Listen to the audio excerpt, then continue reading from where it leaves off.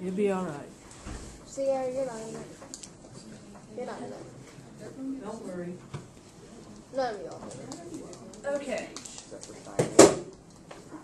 So,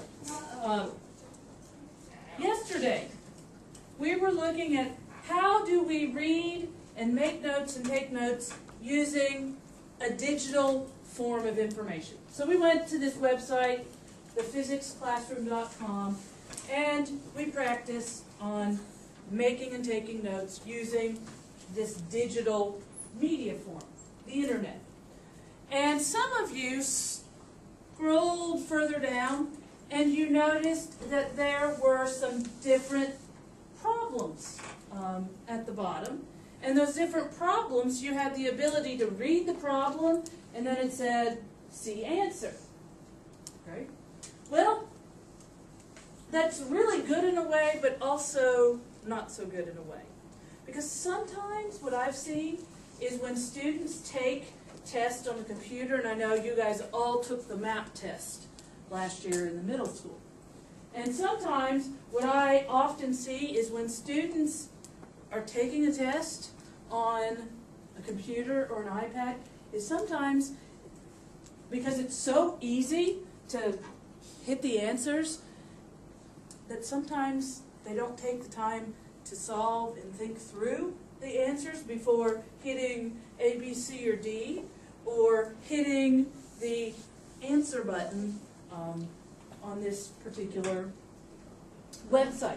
So what we're going to do today is we're going to look at some different ways that we can utilize the digital information, how we can utilize the digital information, but still not lose thinking and problem solving. And I'm going to work with you on a couple of these to show you how we can do this. And some of this is going to take restraining yourselves and not succumbing to the temptation of, oh, I can just hit see answer, I can write it down and look like I know what's going on. Well, sometimes I can be able to tell, and unless you have a super great understanding already of waves and their speed and frequency and how all those variables interact,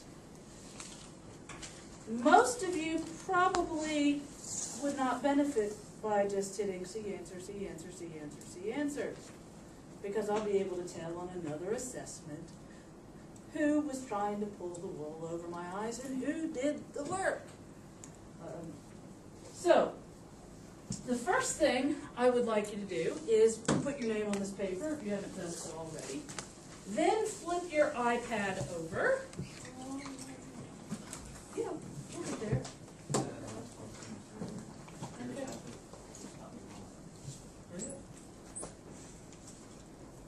So, go there, and then if you go to the bookmark page, you can go to My Bookmark.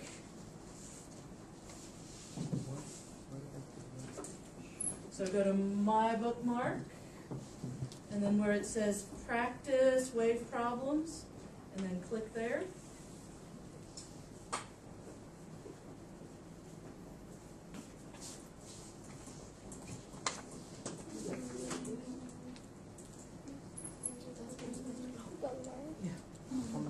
Okay.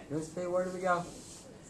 On Safari, go to the Bookmarks bar, Yeah. and then go to My Blog. Yeah, and where it says Practice Problems, click that link. Where is it? Click here.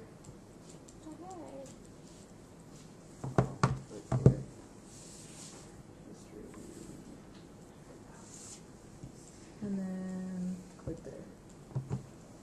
Okay, so the first thing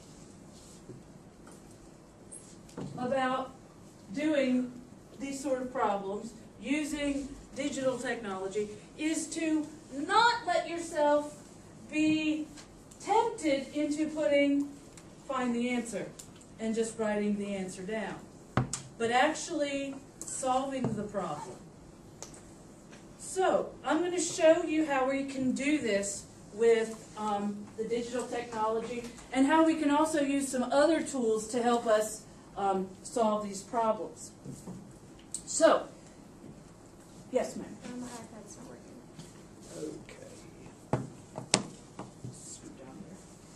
So, first thing, just like always, whether you're using problems that appear digitally or problems that appear on pencil paper, is by carefully reading and interpreting the task. So it says, a teacher attaches a slinky to the wall and begins introducing pulses with different amplitudes. Keyword amplitudes.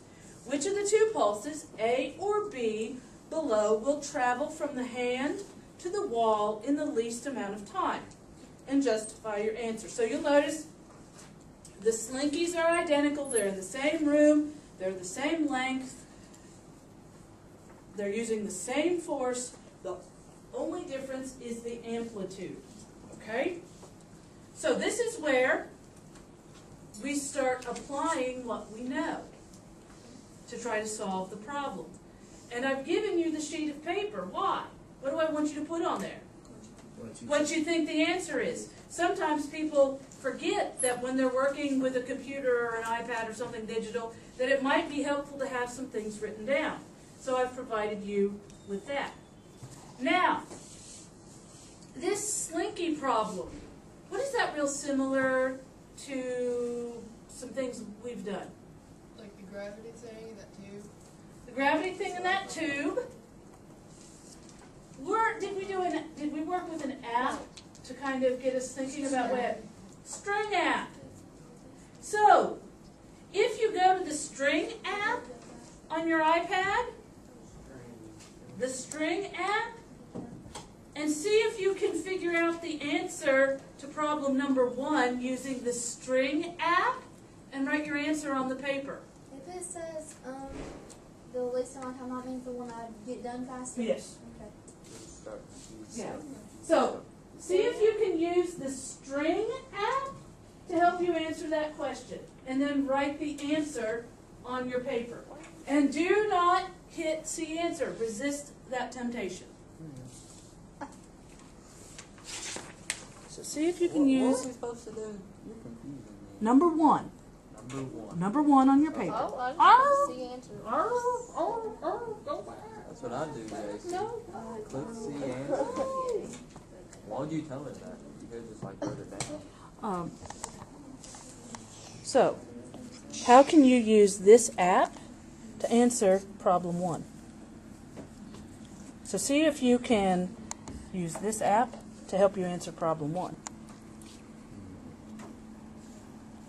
And then after you've done some work with the app, and answer problem 1. Okay?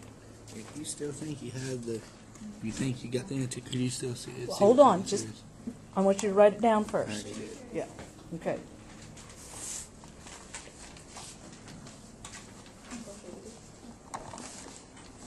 Some people using the app, good. Some people using the notes, good.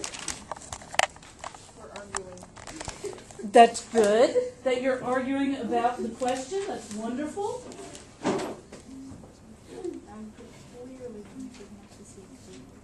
So, we are working on answering number 1.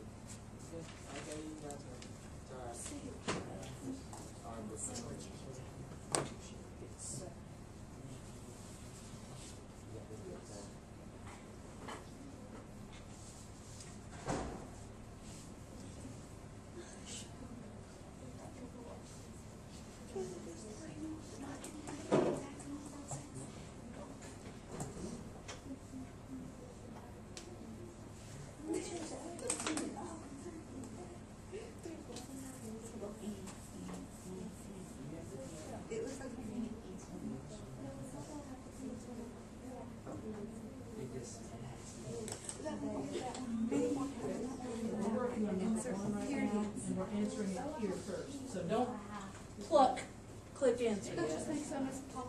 What? Okay, chat brain. Okay. Yes, she Take about 45 seconds to finish up your answer to number 1. She said when they go, this one would be going like this, and this one just like that. That one had more periods hitting the end, wouldn't it, than that one would, like in a short amount of time. Are you sure? Yeah. What are you arguing, Bree? Also, that'd be the same because the only thing that like changed was the amplitude. It didn't say the speed changed. But still, that one had more periods. Has amplitude, have we talked about amplitude having any impact on speed? No. Wait, yeah. Wait, what? No. Are you sure? This object goes to starting point to ending points, like how long or something. This is the amplitude from here to here, Here. is how tall it is. Does how tall have an impact on its speed? Tall people move slower than short. No. You stick with your answer, I'll stick with mine. Okay.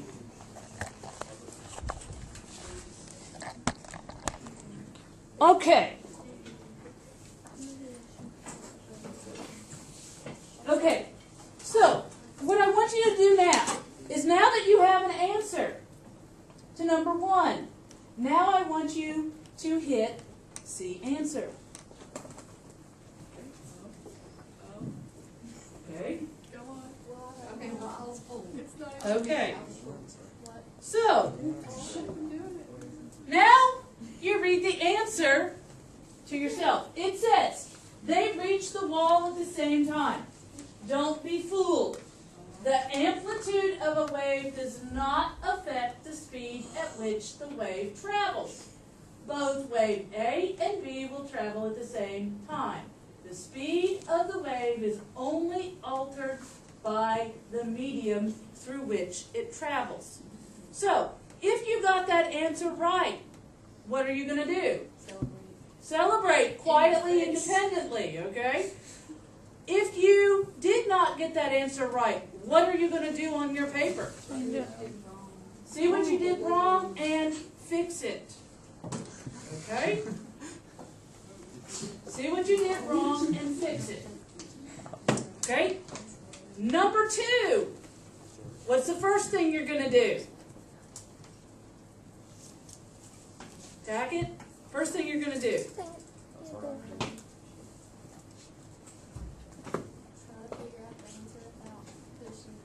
Yeah. So, read through the problem. Go to your notes. Go to any background. This one, you might use the string app again to figure out the answer. After you get the answer, then hit see answer, fix any mistakes, add anything you missed, and if you made a mistake, try to learn from that mistake and see what you did wrong. Okay? So, do number 2 and then continue working 3, 4, 5, 6 through the end. And on the left-hand board up there, this is a piece of information you'll probably need. 1Hz stands for hertz, and a hertz is how we measure frequency, and if frequency is 1 cycle per second. Okay? So you might need that here moving on. So, continue your work, just like we've done. Resist the temptation at the very beginning. Try to answer, respond on paper, and then after you respond on paper, check your answer, and hopefully you will find you're correct and only need revisions or additions. But if you're incorrect, make sure that you write the answer down and ask yourself along the way, do I understand this now? Or I did this wrong? Okay? So, continue. Yeah, but he's very successful for some other things. He doesn't think I can spell my name right. So how are you going to attack that one, Cheyenne? I don't know yet. Don't know yet. I'll give you a hint. Look, how are you going to solve for time? Using this information and what you know about speed and velocity of waves, how are you going to solve so that your answer is in seconds.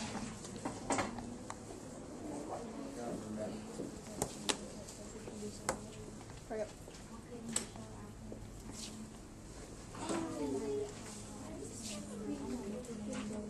How'd you do on that one? I had to look. Okay. Do you understand it now after you've seen? Okay. So,